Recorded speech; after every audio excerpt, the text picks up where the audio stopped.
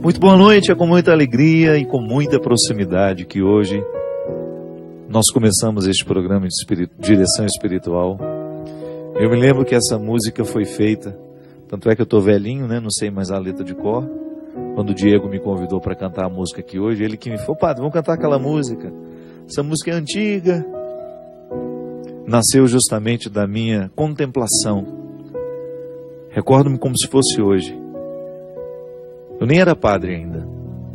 A minha oportunidade de imaginar a cena. A mulher samaritana recebendo Jesus ali na beira daquele poço, naquela realidade de tanto despojamento. Uma coisa que sempre me tocou nesse evangelho foi justamente a simplicidade que a samaritana teve de permitir, porque é preciso ter um despojamento de alma. Eu sempre digo que nós podemos sofrer de duas vaidades espirituais, dois tipos. Uma é aquela que faz a gente se sentir muito melhor que os outros, e a outra é aquela que faz a gente se sentir muito pior que os outros. A samaritana, por ser uma mulher excluída da sociedade, por ter tido uma vida de erros até aquele momento, é possível que ela estivesse experimentando ao longo de sua vida um pouco dessa segunda vaidade espiritual, de sentir-se pior que os outros. Pela vida que deu errado, por tudo aquilo que ela havia feito, que acarretava um fardo muito doloroso de ser levado, o simples fato de ser samaritana, de pertencer a um povo que não era bem-vindo, que não era bem quisto pelos judeus. Eu acredito que essa mulher precisou vencer essa primeira vaidade, essa segunda, desculpe, de sentir-se pior que os outros e de prestar atenção no pedido que Jesus fazia a ela. Que às vezes nós somos arrogantes com as nossas pobrezas. Interessante isso, não é?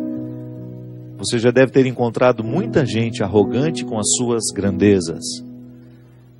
Pessoas que são arrogantes porque se sentem grandes, se sentem vencedoras, se sentem famosas. Mas também é perigoso a gente encontrar, e nem sempre sabemos identificar que é isso, aquelas pessoas que são arrogantes porque se sentem pequenas demais, porque se sentem miseráveis demais. É no coração de uma pessoa assim que Jesus precisa entrar naquela tarde, naquela divisão do dia. Na verdade, o Evangelho fala que foi no meio do dia que Jesus teve esse encontro com a samaritana. O Evangelho fala assim: chegou, pois, a uma cidade da Samaria, chamada Sicar, perto da propriedade que Jacó tinha dado a seu filho José. E havia ali uma fonte de Jacó. Jesus, cansado da viagem, sentou-se junto à fonte. Era por volta do meio-dia. Veio uma mulher da Samaria buscar água, e Jesus lhe disse: dá-me de beber. Os seus discípulos tinham ido à cidade comprar algo para comer. E a samaritana disse a Jesus: como é que tu, sendo um judeu, pedes de beber a mim, que sou uma mulher samaritana? De fato, os judeus não se relacionam com os samaritanos. E Jesus respondeu: se conhecesses o dom de Deus e quem é aquele que te diz, dá-me de beber, tu lhe pedirias e ele te daria água viva. A mulher disse: Senhor, não tens sequer um balde e o poço é fundo. De onde tens essa água viva? Serás maior que nosso pai Jacó, que nos deu este poço, do qual bebeu ele mesmo, como também os seus filhos e seus animais? Jesus respondeu a ela: todo o que beber desta água terá sede de novo. Mas quem beber da água que eu darei, nunca mais terá sede, porque a água que eu darei se tornará nele uma fonte de água jorrando para a vida eterna. A mulher disse então a Jesus: Senhor, dá-me dessa água para que eu não tenha mais sede, nem tenha de vir aqui tirar água. Ele lhe disse: Vai chamar teu marido e volta aqui. Eu não tenho marido, respondeu a mulher.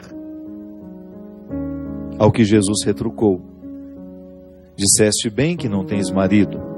De fato tiveste 5 maridos, e o que tens agora não é o teu marido, e nisto falaste a verdade. A mulher lhe disse: Senhor, vejo que és um profeta. Os nossos pais adoraram sobre esta montanha, mas vós dizeis que em Jerusalém está o lugar que se deve adorar. Jesus lhe respondeu: Mulher, acredita-me, vem a hora em que nesta montanha, nem em Jerusalém, adorareis o Pai.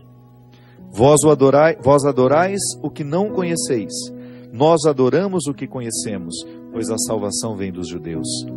Mas vem a hora, e é agora, em que os verdadeiros adoradores adorarão o Pai em espírito e verdade. Estes são os adoradores que o Pai procura. Deus é espírito, e o que o adora deve adorá-lo em espírito e verdade. A mulher disse: Eu sei que virá o Messias, isto é, o Cristo, e quando ele vier, nos fará conhecer todas as coisas. Jesus lhe disse: Sou eu que estou falando contigo. A samaritana é surpreendida por um homem que lhe pede um favor. Assim começou aquele encontro. Jesus não faz um discurso para ela. Jesus não utiliza da autoridade religiosa que tinha, porque era um profundo conhecedor das Escrituras. Ele pede um favor. E pede um favor a um ser humano inusitado. O judeu jamais poderia falar com o samaritano. As convicções religiosas do tempo de Jesus eram assim, eram rigorosas.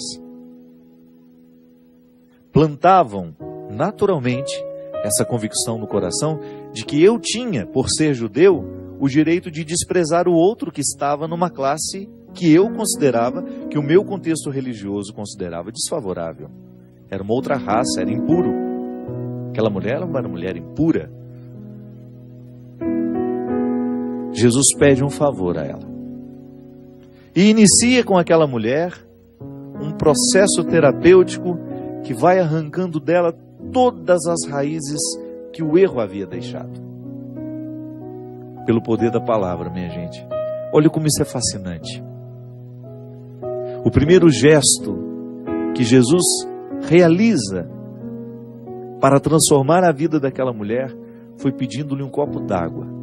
Você quer algo mais ordinário do que isso? Você quer algo mais corriqueiro? A amizade que estava nascendo ali a partir de um pedido: me dá um copo d'água, eu estou com sede agora. Mas o que na verdade Jesus pretendia com aquele pedido era entrar no coração daquela mulher. Ele queria sim abrir um espaço de confiança no coração dela. Ela precisava sentir que ele não estava falando com ela por qualquer motivo. Primeiro, um profundo respeito por ela. Já começou quebrando ali aquela regra. Ele tinha o direito, por ser judeu, de não dirigir a palavra a ela. Ele preferiu quebrar aquela regra. Pede água. E inicia com ela um discurso que foi fazendo com que aquela mulher pudesse trazer todo o passado à tona e corrigi-lo à luz de alguém que começou a amá-la, que a viu com misericórdia, que ao pedir um copo de água para ela, estava oferecendo uma água viva que tinha o poder de transformar profundamente o seu coração. É interessante porque é como se nós pudéssemos estabelecer essa transição. No programa da semana passada a gente falava de transição, daquela libertação que o povo hebreu precisava fazer para chegar ao Egito, sair do Egito para chegar à terra prometida. Como se nós pudéssemos dividir ali um antigo e um novo tempo. Na vida dessa mulher a mesma coisa. Jesus estava arrancando essa mulher de um contexto de coisas antigas, de realidades que já não alimentavam mais, e propondo a ela uma água nova, uma água que saciava outras dimensões da vida, que não só essa necessidade física que nós temos de ter água no nosso corpo, de hidratar o nosso corpo para que ele possa funcionar bem. Ao pedir àquela mulher a água, Jesus inicia com ela uma transição, uma transposição também de um mar que era extremamente violento na vida daquela mulher. Com naturalidade, ela conta a ele que realmente ela não tinha marido. Todos os que haviam passado pela vida dela já tinham se tornado uma ilusão, né? Não foi amada, não ficaram. E é interessante porque ela já tinha tido 5, o que ela tinha atualmente não era dela, significa que ela tinha um rolo, né, um caso, devia ser amante de alguém. Então você contabiliza 6 maridos. E naquele momento Jesus chega como 7º, o número da perfeição. Ele chega para estabelecer com ela o verdadeiro matrimônio, que é aquele que nos realiza e que eu posso viver com Jesus, o Diego pode fazer viver, mesmo nós sendo homens. Esse matrimônio é outra dimensão. Essa pertença que nos faz ser do Cristo, o esposo da igreja, né? O Cristo é o esposo da igreja. E eu sou igreja, então Cristo é meu esposo.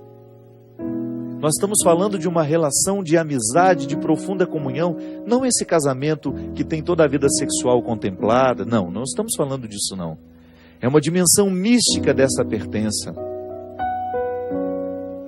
Jesus entra na vida dessa mulher a partir dessa pertença mística, que faz com que tudo aquilo que havia sido um passado desastroso seja reinterpretado à luz de um amor, de um novo matrimônio, de uma comunhão que só Deus pode fazer estabelecer.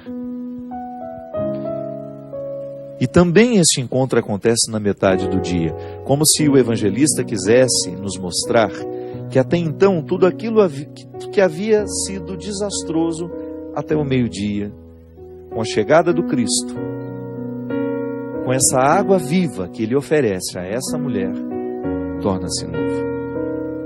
Uma divisão, o Antigo Testamento e o Novo, o Velho dando lugar à novidade. Minha gente, nós experimentamos diariamente a necessidade de viver essa transição. Tantas vezes nós também temos aqui no coração, na mente, as realidades que nos oprimem, as dificuldades, um luto a ser organizado. Tantas vezes a gente encontra pessoas que não conseguiram dar continuidade à sua vida porque não sepultaram ainda os seus mortos. Como assim, padre? O sepultamento foi dia tal, no cemitério tal. Não estou falando desse sepultamento físico. Eu estou falando daquele luto que nós precisamos organizar diariamente dentro de nós, recolocando as coisas no lugar, lavando os nossos sentimentos de todas as mágoas, de tudo aquilo que é doído. Quando nós perdemos alguém, nós precisamos lavar diariamente a dor, numa água santa, numa água sagrada, para que esta memória deixe de nos oprimir, para que esta saudade deixe de nos fazer chorar. Porque com o tempo, à medida em que nós vamos organizando o nosso luto, aquela saudade que até então era tão doída, vai se tornando uma saudade boa de ser levada com a gente. Eu me recordo quando a minha irmã morreu, foi tão doído, tão desastroso para mim aquilo, que eu pensei que eu nunca mais fosse ser capaz de sorrir na minha vida.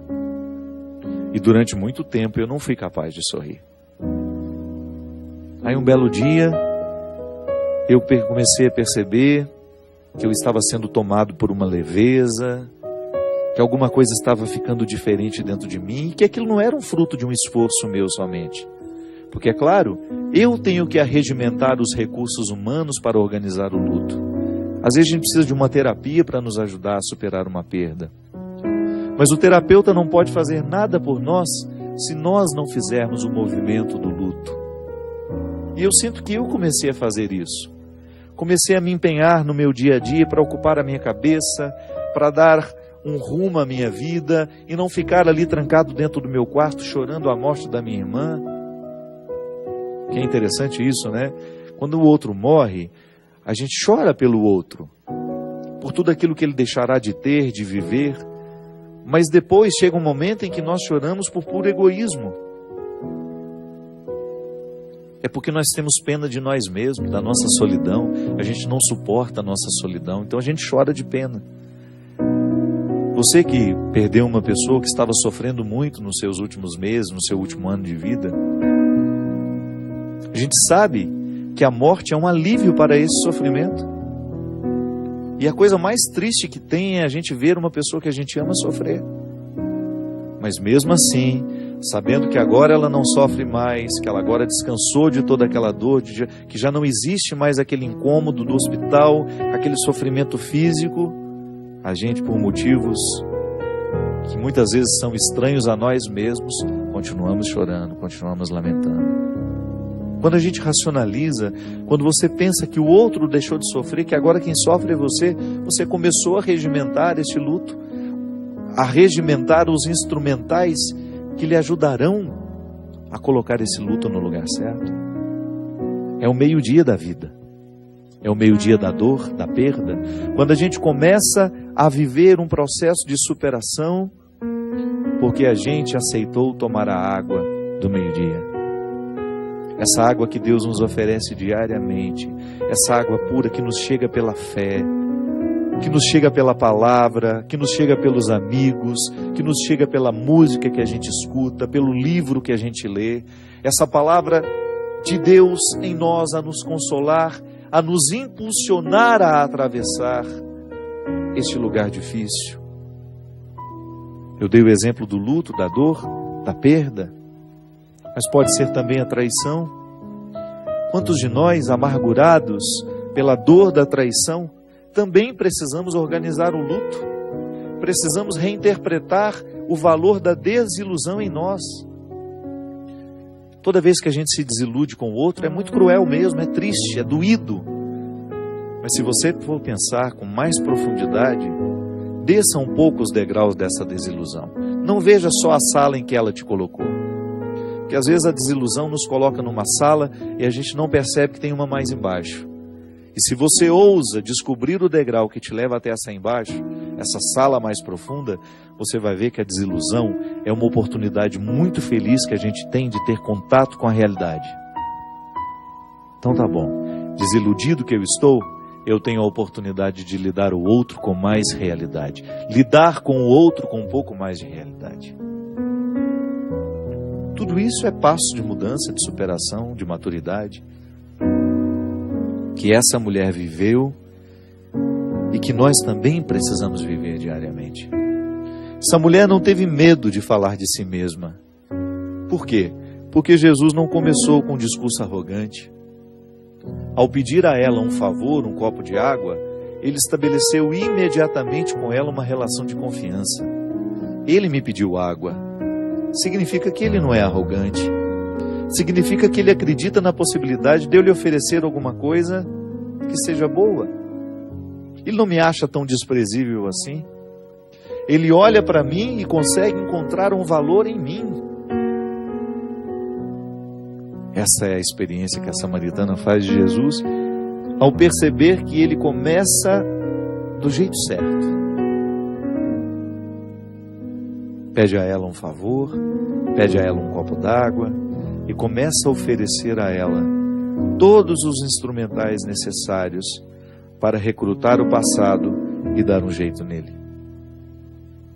Hoje Deus também pede-nos um copo de água.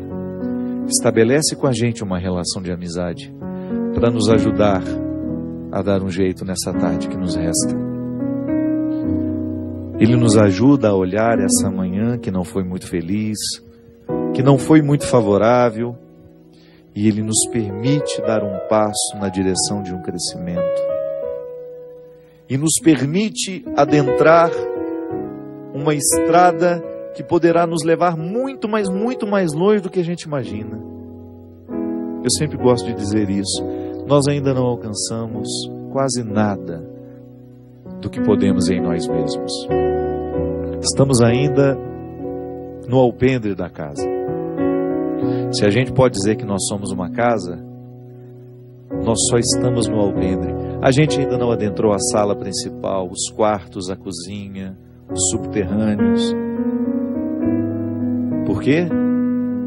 Porque muitas vezes ficamos parados naquilo que não deu certo. Porque muitas vezes insistimos em colocar os nossos olhos nas realidades da nossa vida que não foram favoráveis, que não foram felizes. Da mesma maneira como essa mulher também tinha um passado todo estragado.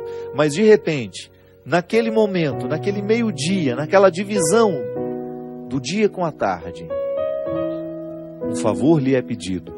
E a partir daquele copo d'água, uma grande transformação acontece na sua história. Nós vamos fazer um rápido intervalinho, mas você não vai sair da nossa companhia não, viu? Pode ser que hoje o programa esteja especialmente preparado por Deus para nos ajudar a fazer essa travessia. Eu não sei o que é que você precisa vencer dentro de você. O que eu sei é que todos nós, diariamente, sem exceção, precisamos vencer os medos da manhã que faliu, que não deu certo, para a gente ter o direito de dar continuidade à nossa vida, ao nosso dia, auxiliados pela graça e surpreendidos por esse Deus que nos pede um copo d'água. Daqui a pouquinho a gente volta.